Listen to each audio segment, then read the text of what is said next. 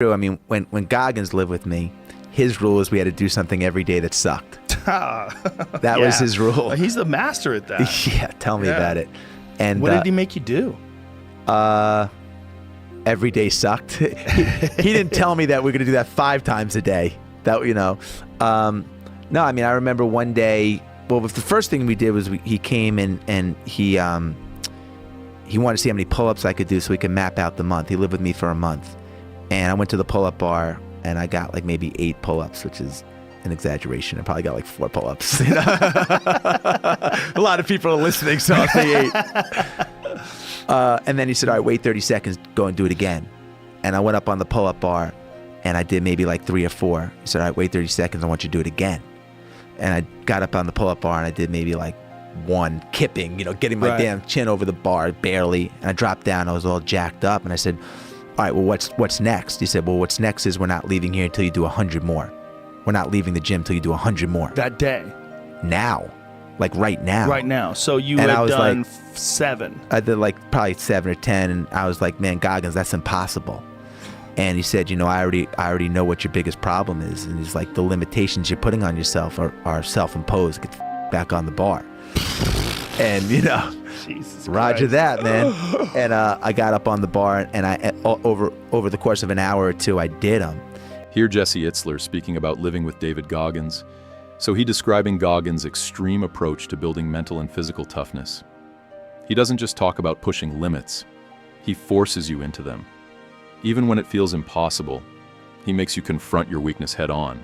Honestly, it's the kind of discipline most people wouldn't survive, but that's what separates the extraordinary from the ordinary. I remember one day I was sitting on the couch and in Connecticut, where I was living at the time, and on the ticker on the TV, the emergency broadcast system came up. Stay inside, freezing rain, icy conditions, high winds, stay inside. It was like beeping, stay inside. And Goggins was like, this is amazing, man, let's go for a run. And I'm like, they're telling us the exact opposite, man. They're broadcasting to the whole community to stay inside. Right. So we go for a 10-mile run in the blizzard, and we come home, and I lived on a lake, and kids are playing hockey on the lake. So we go down, and he takes his hand, and he moves all the snow off the ice. He gets a boulder, and he breaks the ice, a little hole in the ice with the boulder, and then he takes his hand, and he makes the hole a little bit bigger, and then he jumps in.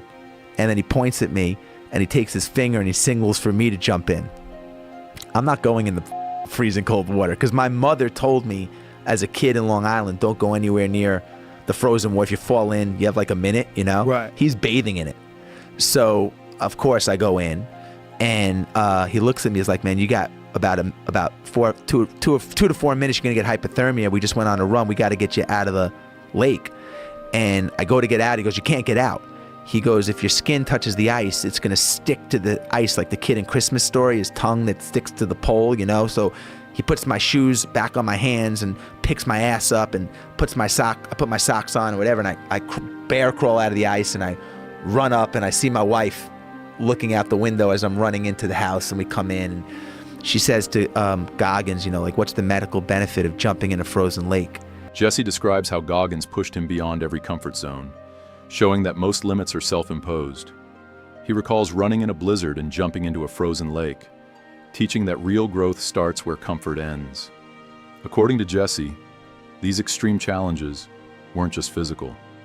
They were lessons in mental toughness and fearlessness. Like, he went everywhere I went. He shadowed me for 30 days. He went to every business meeting. We flew together.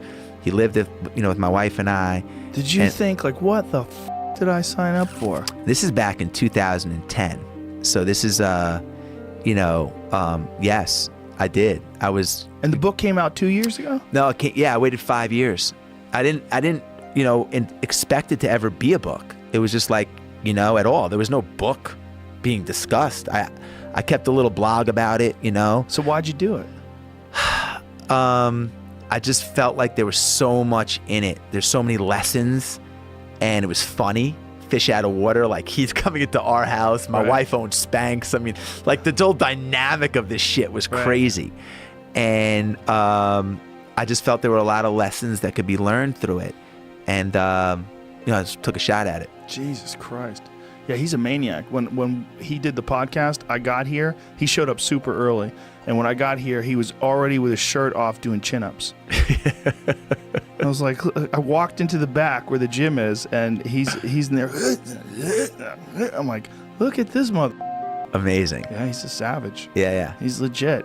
But these are all the lessons, like Yeah. as you're talking about, and you don't know where the nuggets come from. You put yourself in a position. Jesse is in awe of Goggins' sheer intensity and consistency.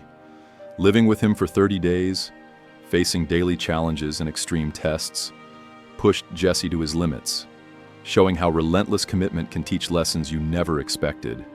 It's wild, inspiring, and a total masterclass in mental toughness. Motivated and lazy, and talked openly about the first time he ran. Like, he quit. He was supposed to, he ran about 3/4 of a mile, I think he said, and quit. And he was exhausted and just drinking milkshakes and all up. And somehow or another decided he's not going to be that guy anymore, and went 180 degrees and became this intensely motivated Ironman. Yeah.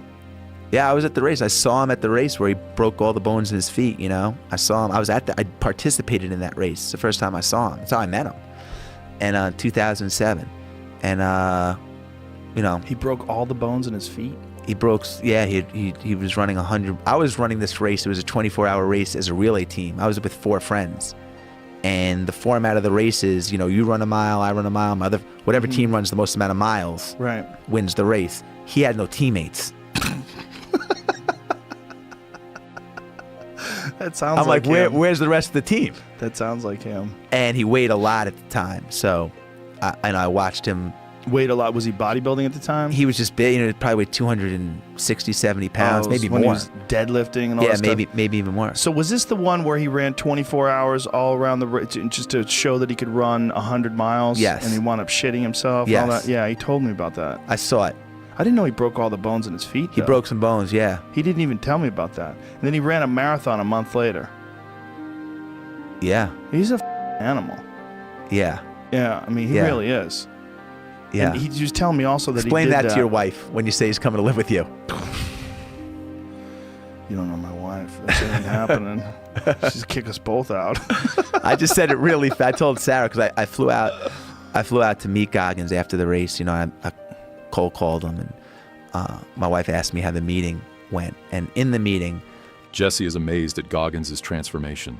From being overweight, unmotivated, and quitting early runs, to becoming an unstoppable Ironman.